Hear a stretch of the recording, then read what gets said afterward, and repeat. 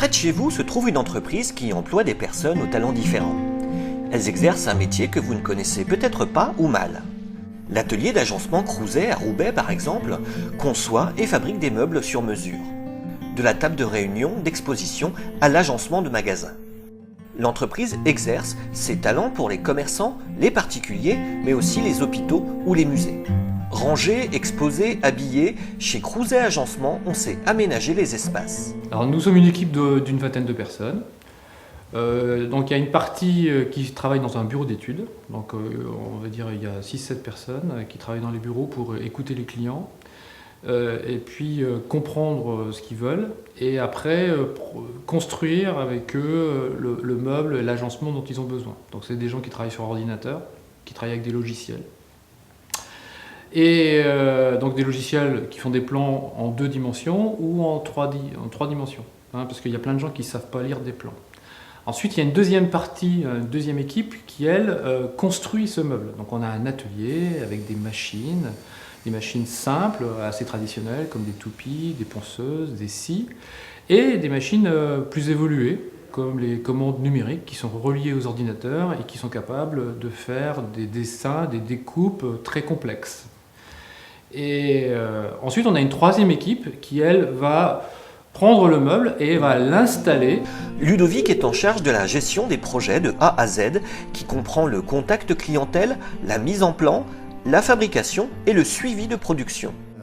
Le chantier sur lequel je suis en ce moment, il y a une phase de clientèle par le biais de rendez-vous de chantier. Il y a une phase de préparation de ce chantier via le bureau d'études. Il y a une phase de production, donc dans ce moment-là, on se trouve beaucoup plus en atelier. Et ensuite, il y a une phase de pause où on va se trouver en permanence sur un chantier.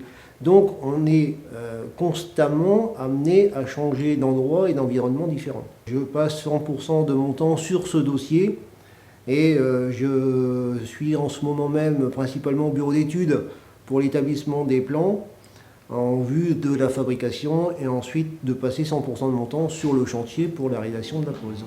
Dans l'atelier de l'entreprise, on retrouve le responsable des travaux, Michel, qui met toute son expérience à profit pour réaliser des commandes toujours différentes.